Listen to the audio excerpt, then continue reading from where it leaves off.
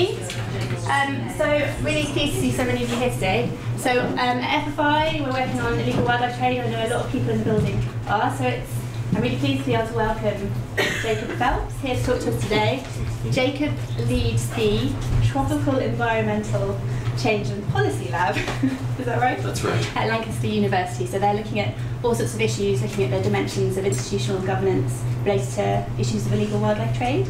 And his most recent paper, Tools and Terms for Understanding Illegal Wildlife Trade, proposes a systematic vocabulary and a conceptual framework for analysing the complexity of illegal wildlife trade to help us design effective interventions. So I'm really pleased that Jacob's been able to come today to talk a little bit more about this conceptual framework and how we might apply it in our work. So, Jacob. Thank you. And thanks very much for coming. A lot of what I'm going to be presenting today is probably going to seem fairly obvious to you, and hopefully it should, because it's work informed very much by our experiences in the field, by the literature included that some of you have generated, and with hopes that it'll be immediately applicable to some of the contexts in which you're working to address illegal wildlife trade. This is a paper that came out in Frontiers quite recently with my PhD supervisor, Ted Webb, and Duan Biggs. And I also have some work in here that links back to Sophie Banks, my master's student from last year, and Kumar Podel, who's a colleague in Nepal.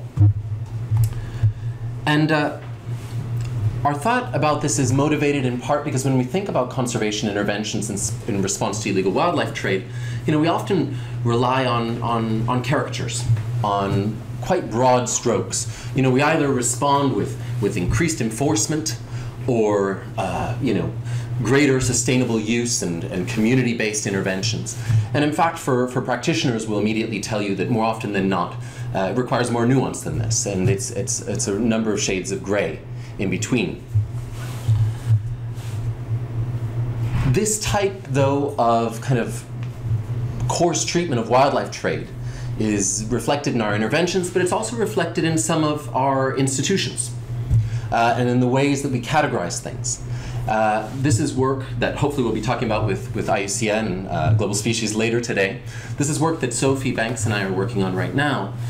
And she has been looking at species that have been proposed for uplisting from CITES Appendix 1, CITES Appendix 2 to CITES Appendix 1. These are species that, because we're trying to uplist them, obviously have a trade threat to them. Otherwise, we wouldn't be uplisting them. So she's then looked at the IUCN assessments for those species. 50 species have been proposed since 2012, which we picked as our cutoff date, because this is when the new IUCN guidelines came in, roughly around then. And of the 50 species assessed, of the 50 species proposed for uplisting, 40 have been assessed by the IUCN. And so Sophie took the task of trying to look at how trade-related threats for these species, who we know trade is threatening, are being talked about.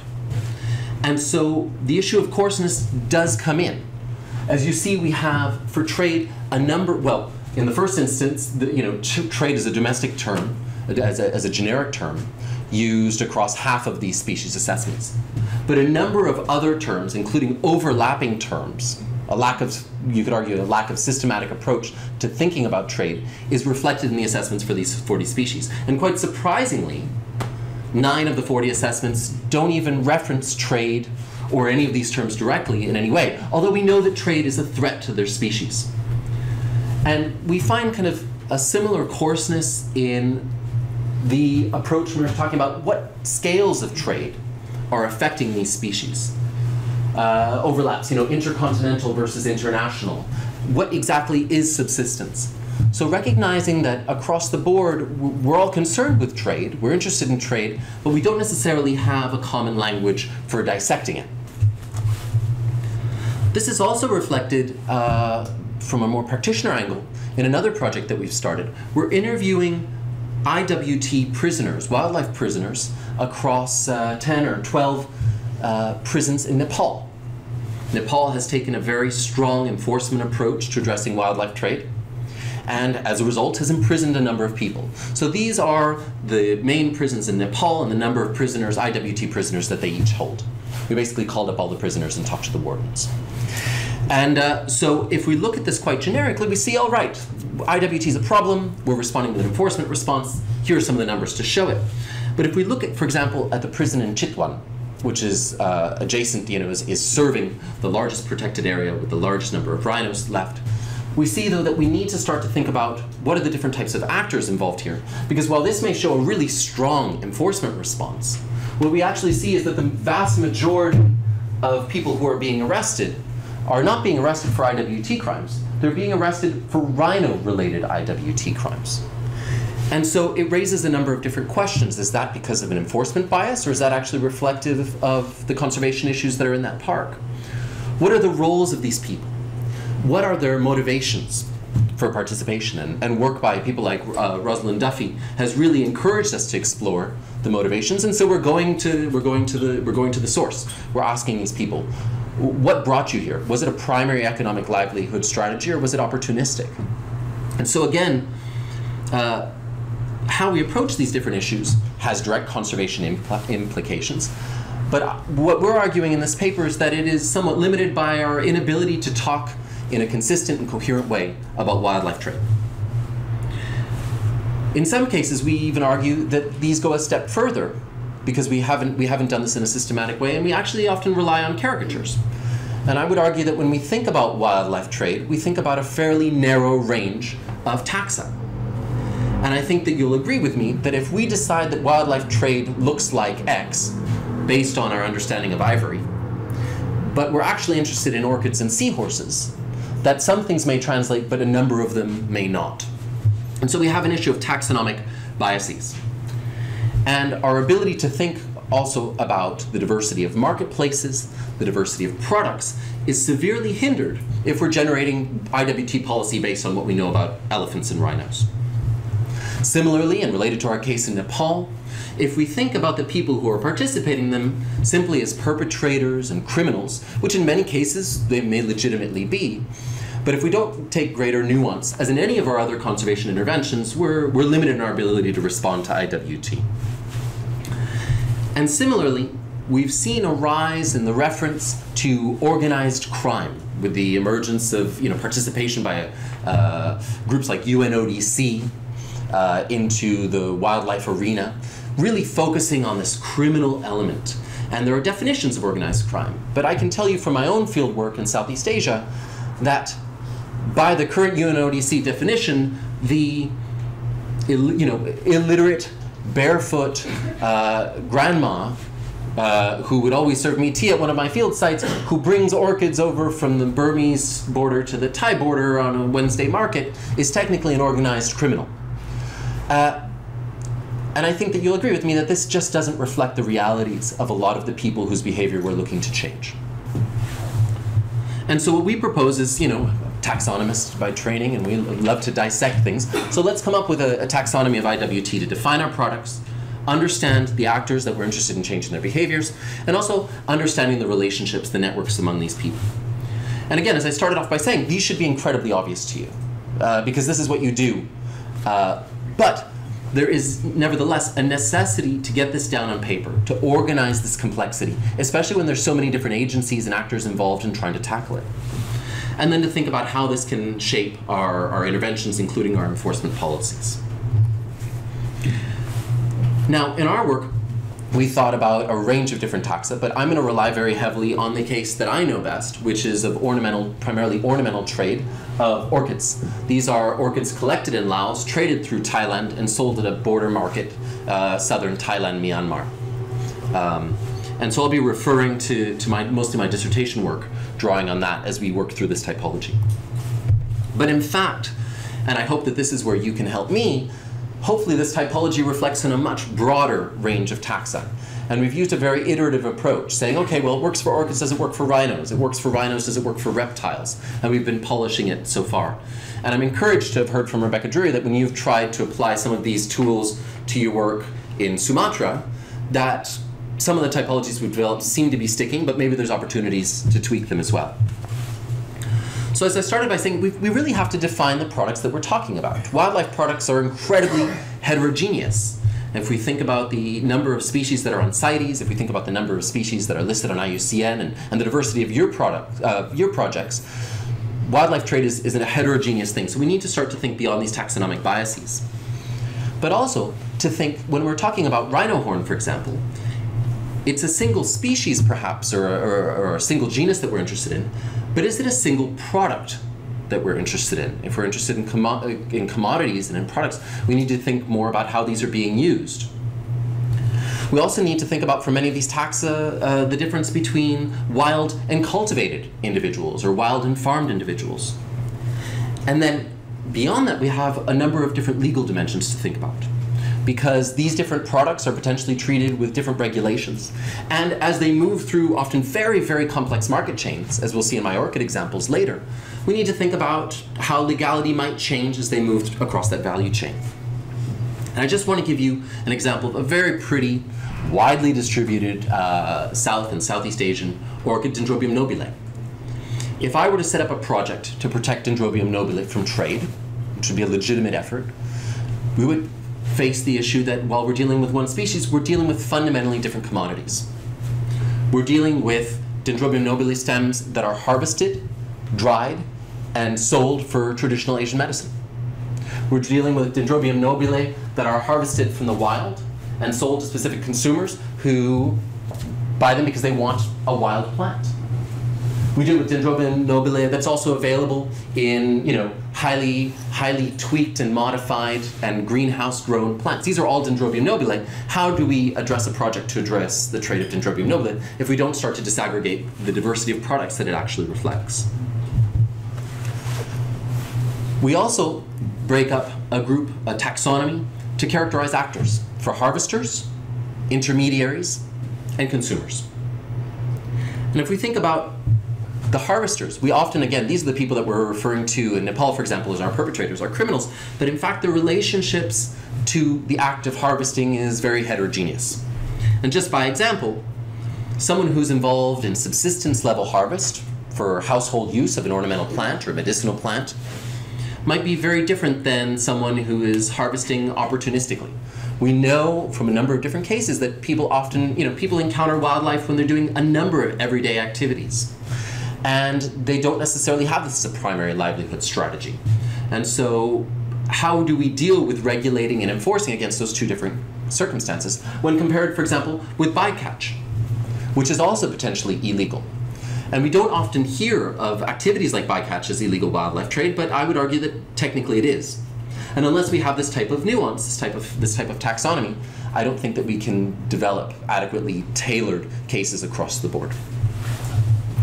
Similarly, and this actually arose from a challenge in my own PhD, was that I kept on coming across the term middlemen.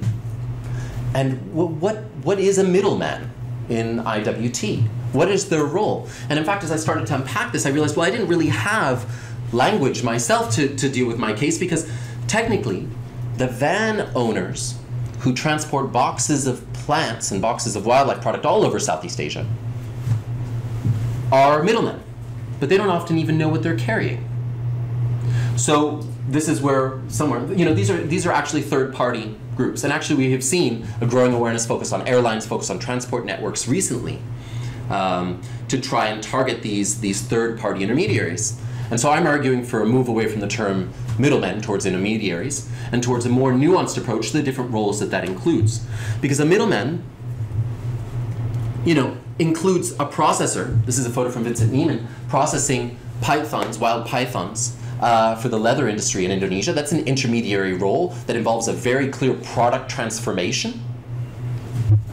But these are also intermediaries. And even for the same, these are orchids in my work, and these intermediaries also have very different relationships to their goods. In this case, we've got someone coming from Myanmar into Thailand, crossing a border with plants, illegally as it happens, but in a very open, walk right across the border sort of a way. These people are moving across the Mekong River in a boat, smuggling plants, meat, cigarettes, alcohol, including not only to avoid regulation, but also taxes, across a border that is, by comparison, highly regulated. And they're doing it, and they'll even sometimes, we've seen a change as enforcement moves, they're moving the markets around to different parts of the Mekong River as they move into Thailand from Laos. So if we think about even the differences for the same products, orchids, we've got intermediaries with very different relationships. And finally, we need to characterize actors. And this is probably a part that we still need to expand. But again, even for orchids, we have people who are trading in ornamental plants and using ornamental plants, and for the same species have medicinal or cultural uses as well. And if we fail to disaggregate that, how can we develop demand reduction strategies or consumer education strategies that aren't thinking in a nuanced way about how people are using these products? If people are using rhino horn, as a commodity, and we're saying, that they might invest in, and we're telling them that it's fingernails and they shouldn't consume it. Well, some of these people may not even be consuming it. Maybe they're using this commodity in a way that we have misunderstood or not even fully thought about. Another case, and this is something that I know Amy Hinsley has worked on, specifically to orchids, where I've worked on it in a very limited way, and that's also understanding the difference between wild and farmed alternatives. This is something that I got interested in because I was in a market in Bangkok working on Ringostylis gigantea. Beautiful, fragrant, widely distributed, and often traded species. And this is what it looks like in its wild form. And then the blooming season, and I'd been looking at sterile individuals in the market, but all of a sudden the blooming season came, and I realized that the market was actually dominated by farmed alternatives that on every count are superior to their wild counterparts. They're larger, they're healthier, they're more often in bloom, they're in better physical shape. And actually, for any given price category, if you consider all of those variables, they're equal in price. Something is keeping this in the market. Some type of a consumer preference is keeping this in the market. What we don't know, of course, is and this is something that I'm interested in working on a little bit further, is the extent to, before these cultivated individuals were introduced in the market, did we actually historically have a much larger trade in wild plants? Did the introduction of farmed alternatives actually reduce demand for wild plants, maybe among certain parts of the population, certain types of consumers, but not for all? We unfortunately don't have any historical data to make that evaluation. But the point holds that if we assume that the person who's buying this product and the person who's buying this product are the same, then we're probably misunderstanding consumer behavior. And the third part of this typology is about understanding the relationships between them. I'm very interested in mapping out trade networks, and to our work for conservation, geographically targeting interventions really relies on understanding where along these market chains do we intervene, and where is it going to be most effective? Where is it going to be most economically efficient? Where is it going to be most viable? So we need to think about the relationships among these different individuals. And especially in an era where there's a lot of focus on, again, organized crime and knocking out kingpins, well, that is only appropriate if you're working in a value chain that is characterized by an organization amongst actors that involves kingpins. And in fact, in my limited experience, a lot of these networks don't necessarily rely on kingpins. They have different configurations amongst here consumers, intermediaries, harvesters, intermediaries, and consumers.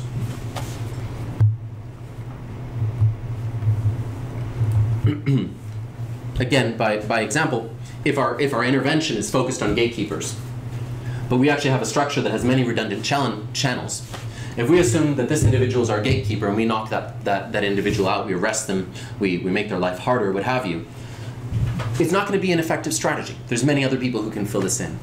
And what's interesting, actually, is that a lot of these lessons about enforcement and enforcement faux pas have been learned, and they've been learned from the drug trade, where enforcement has been the typical response, and where interventions have often been based on doctrine and on myths and on popular understandings of what we think drug trade looks like, how we think people respond to certain interventions.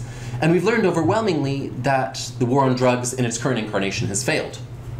And so one of our arguments as well is let's look at enforcement experience, including, for example, regarding how we address gatekeepers, how we address kingpins, and learn for the wildlife trade about what does and doesn't work.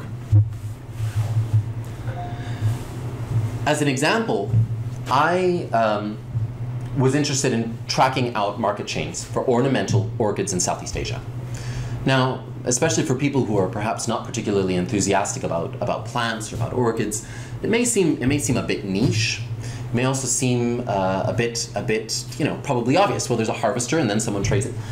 What I was shocked to find was that as I started to map out these networks, we found incredibly, incredibly complex and diverse value chains.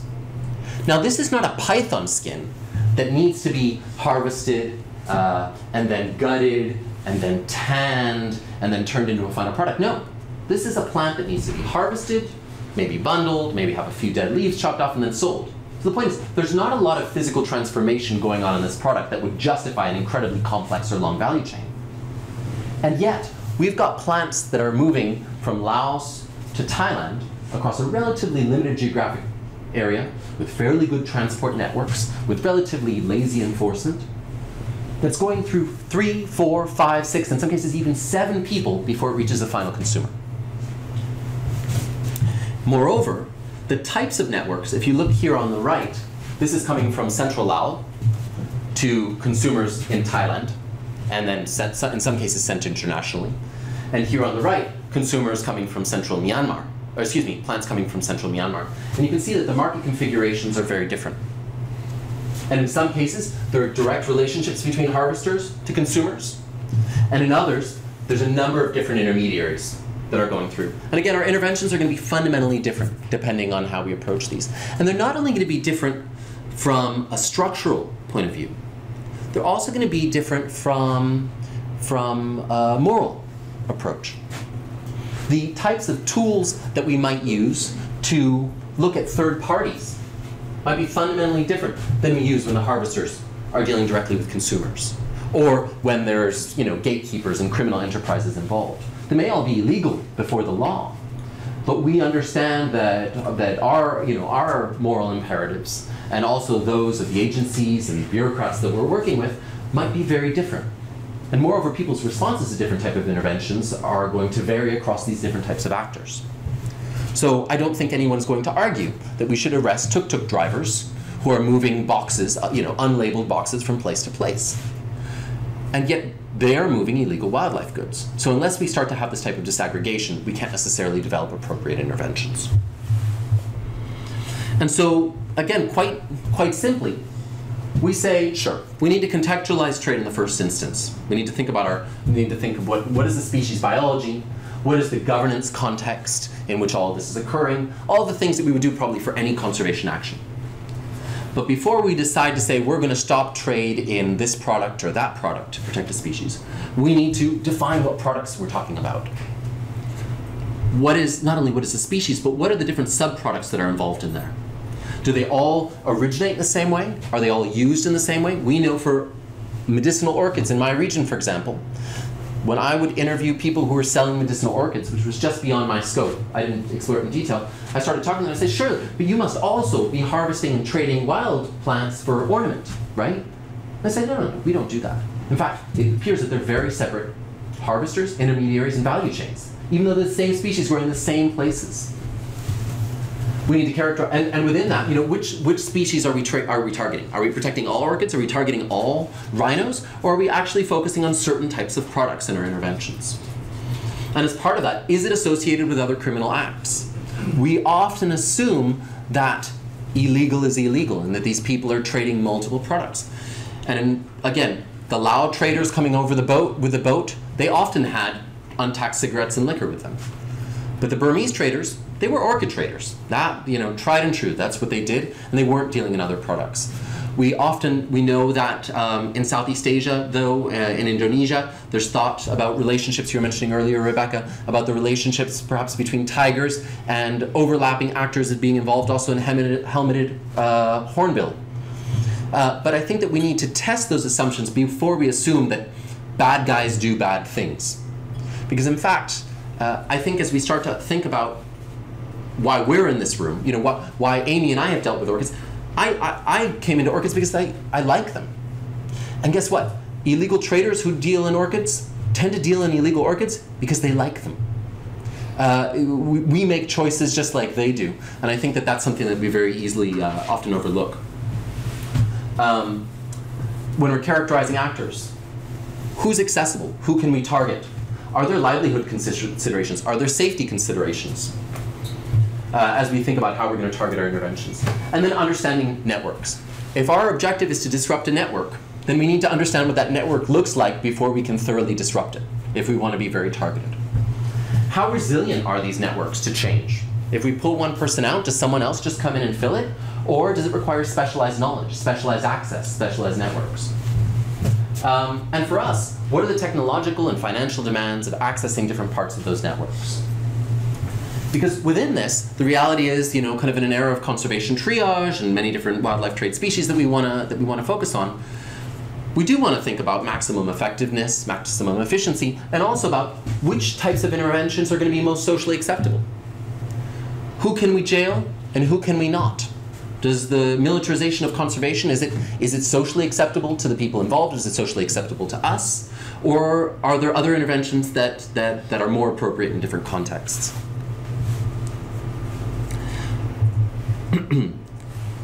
And again, when we turn to my case,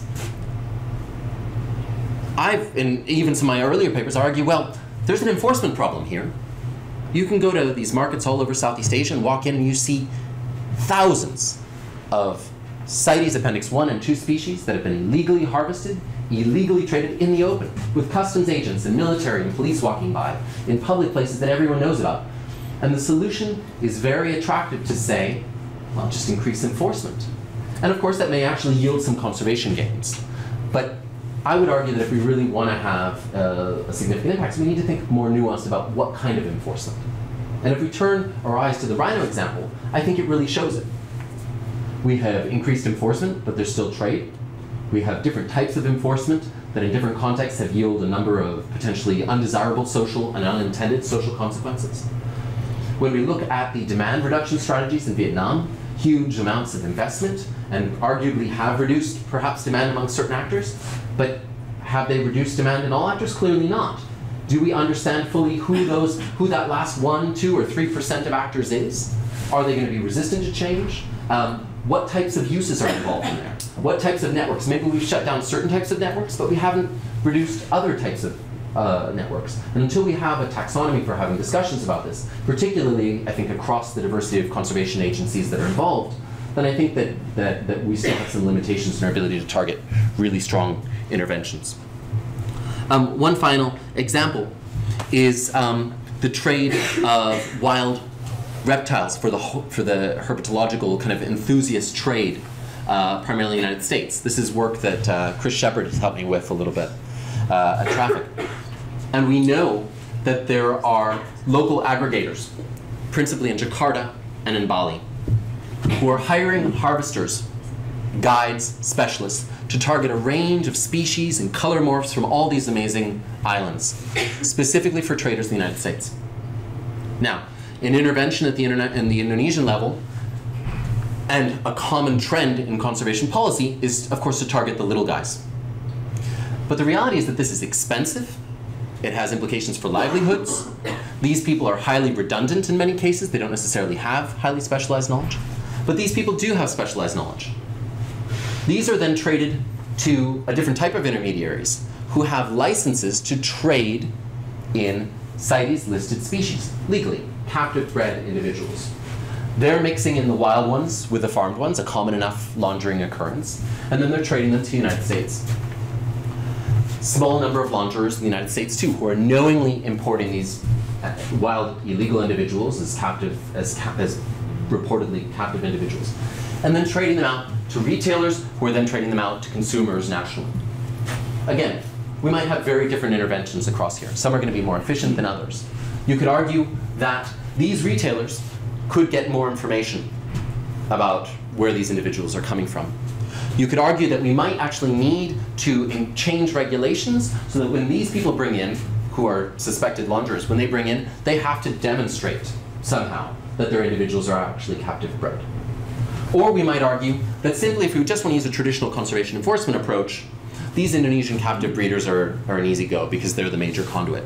These are all options, but until we have a network perspective of the entire value chain, I don't necessarily think we're making those choices. We're saying, well, I work in Indonesia and this is my landscape and someone's trading reptiles in my area, so that's what I'm going to do. And that's fine and it's important, but we need to integrate it across the whole value chain to think about where we can be most effective. That's all I have. I just want to thank Hannah Watson, Sophie, and Kumar, Chris, and Sarah at Traffic.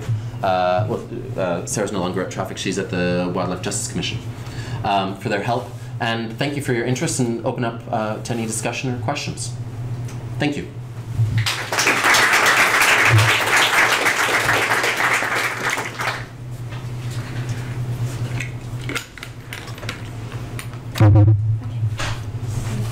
So you said that was largely based on your work, and then you talked about rhino. So I wondered, which value chains or species of products you've already tested the framework against. So we started with our reading across. There's a limited number of papers that actually look at market chains for IWT. They tend to focus quite narrowly on different points in the network, which is one of the things that concerns us. We had personal experience across a range of different taxa and spoke with colleagues to develop this iteratively. And within that, we were focused on non-timber forest products and based on our experience, non-timber forest products in Southeast Asia, macaques in Vietnam,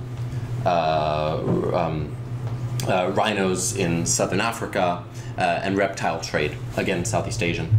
I think the opportunity, this is a preliminary proposal for how we might start to standardize and think about these issues. But I think the opportunity to now test it and tweak it, or flip it on its head, is very much there.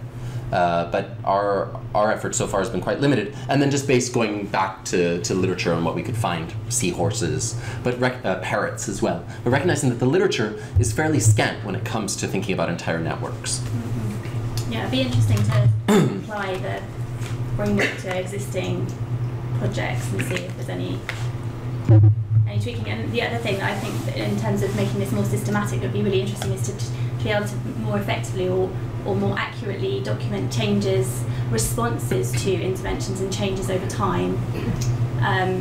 Whereas different researchers going in 10-year intervals and defining these different actors and networks in different ways, it's not always clear to compare. No, I think the issue of comparability is really important and challenging for sure. And for me was one of the challenges because I generated this because I needed it as well. I had done this PhD on wildlife trade and I was struggling with basic terminology and with understanding when someone says middleman, well, in their paper, what were they actually doing? And do we even know? So I think the issue of comparability, this could help to improve that potentially. Yes, please. When you're looking at the terminology, did you also look at other communities of practice like value chain development, where they're not necessarily looking at illegal trade, but just how to make trade chains more efficient? Because I guess there's a little bit of terminology that can be taken from that. There is. So we did turn to kind of the market and value chain stuff. I don't know to the extent that we actually adopted their language, and perhaps we should have. But we did definitely draw on that, as well then as the literature specifically on drugs, which has also thought a lot more about market chains than we have. Hi, Dad. Thanks, Jacob. Very interesting. In your paper, have you gone beyond the taxonomy of trade chains and how trade is taking place to map out what potential interventions might be suitable for each of those? No, we have not. We didn't in here because, well, in the first instance because of word count. Typical enough. But we did actually, in an earlier iteration, have a table where we talked about, in this type of case, these are some types of interventions. But what we very quickly ran into was that we needed, that it got bigger. Because the number of permutations that you can end up with is infinite.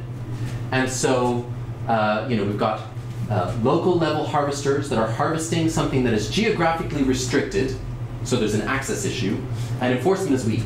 Geographically restricted and enforcement is good. So I think that we could have there's clear potential to kind of have a decision tree sort of approach, if then kind of a dichotomous key, so to speak. We didn't do that because it gets very large very quickly. And honestly, because I'm not sure that we know what would work when. In fact, I would argue we don't. But there is a fundamental, there are certain things we can say. If the species is highly geographically restricted versus not, that's going to have a really fundamental knock-on effects for the rest of the value chain and for where interventions might be most appropriate. So I think that there's definitely scope to do that. We have not yet. Yes, please. Is there a plan then to, in the future, to see how, even just down one of those routes, if you can work with various stakeholders, you can put in place some of those interventions and actually see over time if there is going to be a change and measure that? This is one of the frustrations that we were discussing in our meeting earlier. As a non-practitioner, no. This is both the luxury and the curse of being an academic. Is that one, I don't get to do that, but I also don't have to do that.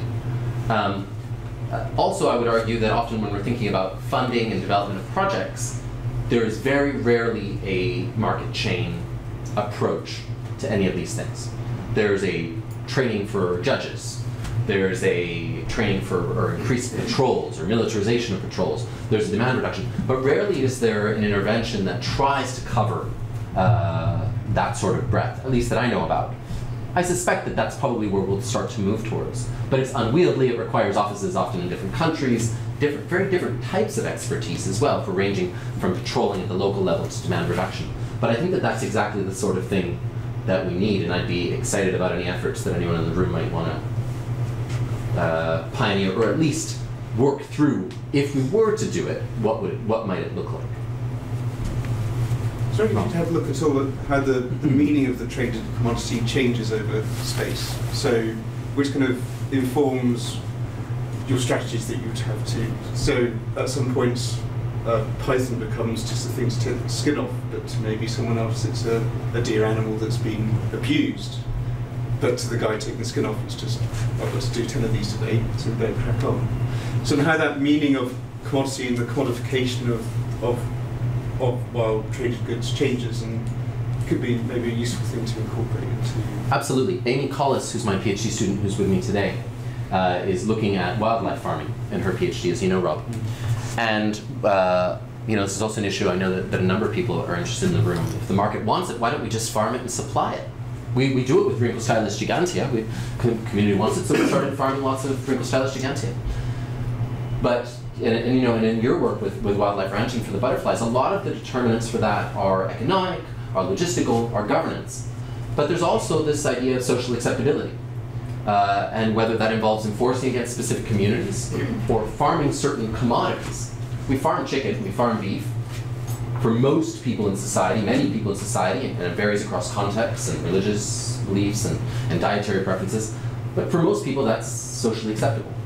But when we introduce it for tigers, it fundamentally changes for many people in the community. So I think that understanding of what commodities mean to different people is something that is completely underexplored, but really matters. And that's why we're having debates. That's why the ivory market, has been shut down and was rejected, at the Life Society's Conference of Parties, in part because of discussions over what's effective, but equally discussions over what is socially acceptable to the dominant players in the room. So I think that's a huge area to explore. And when we think about policy practice gap, and this is an area I know that Duane Biggs is also very interested in exploring, this idea of how people's mental models and their views of the world and what's good and what's just and what's fair and how the commodity's treated interferes with how we treat it every bit as much as budgets and logistics. Please, Thomasina. I think this taxonomy of illegal wildlife trade is really useful, and all the time we're finding people talking at cross purposes about things, and great to have some documented or some kind of taxonomy. But as you've just said, that it's very much on the academic side. How are you anticipating trying to encourage adoption of a kind of more standardised taxonomy, which ultimately will help in understanding kind of what works and what doesn't work? Because there are a few terms that I've looked at and thought, oh, hang on, we wouldn't use that one for that.